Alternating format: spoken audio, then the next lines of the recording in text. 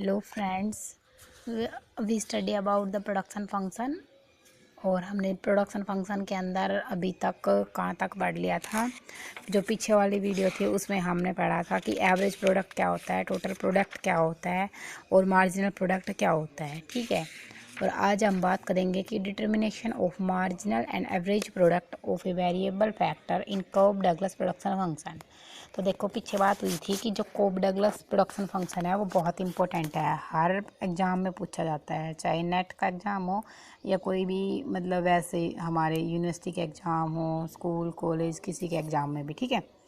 देखो, ये है output equal to A L की पावर अल्फ़ा के की पावर बीटा। लेबर और कैपिटल अल्फ़ा और बीटा हमारे कांस्टेंट होते हैं, पैरामीटर्स। ठीक है। अब देखो, let us first find out marginal product of labour holding capital constant.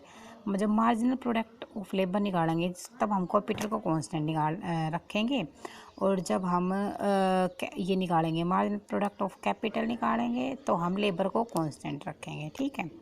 अब देखो, मार्जिनल प्रोडक्ट ऑफ लेबर, तो एमपीएल क्या होता था, change in output divide by change in labour.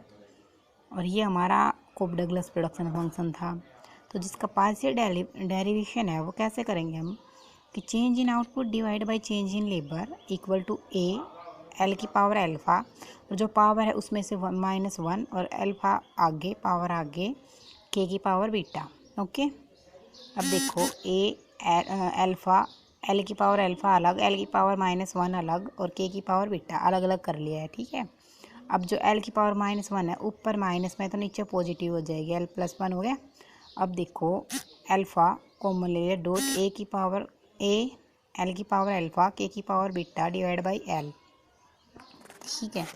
अब जो मार्जिनल प्रोडक्टिविटी ऑफ लेबर है वो क्या हो गया, alpha dot output divide by labour, क्योंकि ये आउटपुट के इक्वल होता है, क्यू के इक्वल होता है, सेम टू सेम ये दिया हुआ है। ठीक, इतना हो गया। ये हो गया मार्जिनल प्रोडक्टिविटी ऑफ लेबर। ये निकाल है, इसी के अकॉर्डिंग हमें क्वेश्चंस करने पड़ेंगे जिनका सॉल्यूशन इसी के अकॉर्डिंग होता है। अब देखो क्या है, marginal product of labour constant holding labour constant. अब कैपिटल कर रहे हैं तो हम लेबर कांस्टेंट रखेंगे, कैपिटल के बारे में बात करेंगे तो यही होएगा, change in capital divide by change in output divide by change in capital. तो output equal to A dot L की पावर अल्फ़ा के की पावर बीटा। ठीक है। Change in output divide by change in labour, capital, क्योंकि capital के respect में कर रहे हैं। अब देखो, ए एल की पावर अल्फ़ा के की, और ये बीटा आगे, के की power beta -1, A dot L की पावर अल्फ़ा डॉट बीटा के की पावर बीटा के की पावर -1, क्योंकि दोनों को अलग अलग कर दिया उसी की तरह।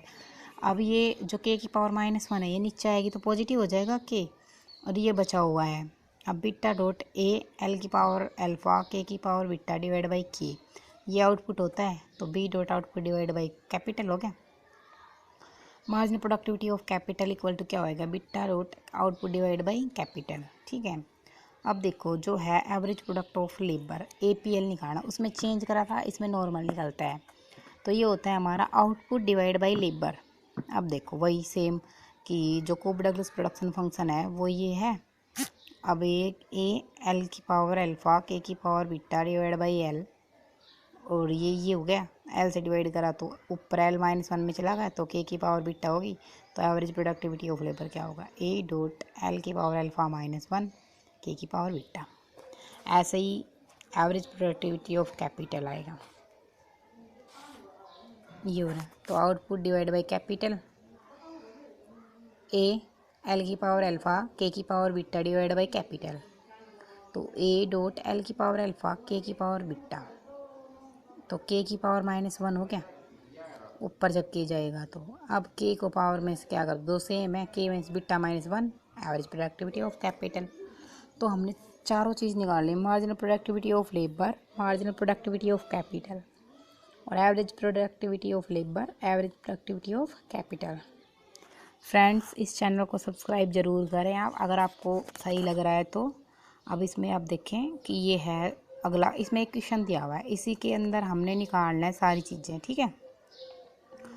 अब देखो, ये आउटपुट इक्वल टू दे रखा है, determine the elasticity of output with respect to labour और कैपिटल के रिस्पेक्ट में निकालना है।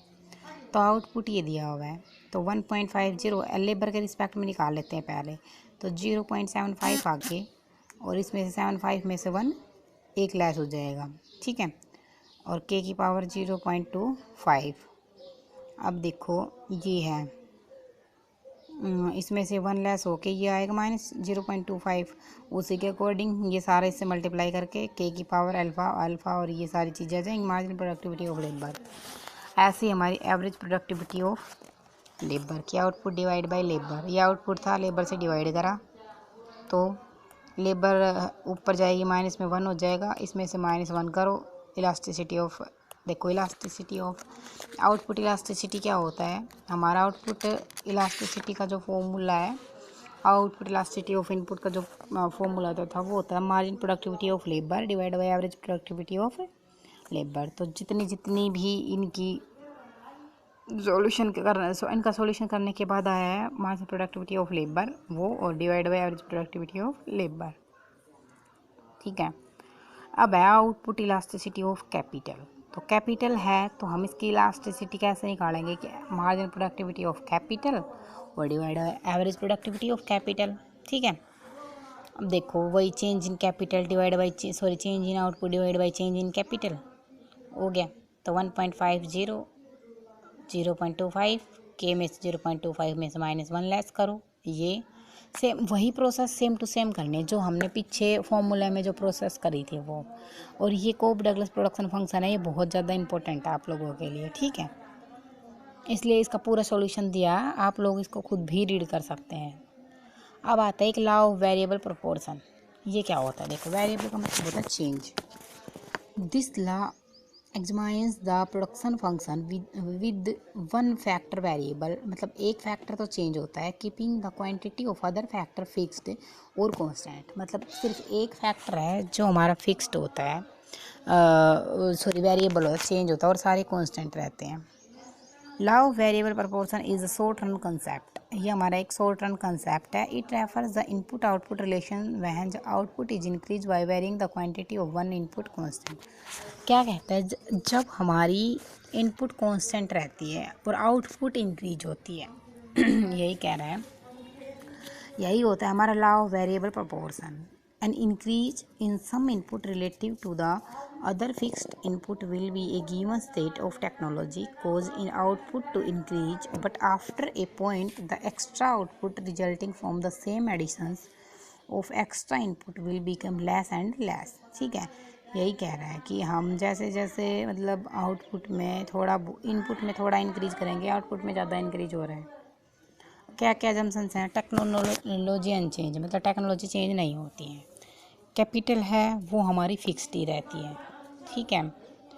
और जो law is based upon the possibility of varying the proportions, ठीक है। ये होता है हमारा, ये इसकी 3 अजम्पशंस हैं लॉ ऑफ वेरिएबल प्रोपोर्शन की।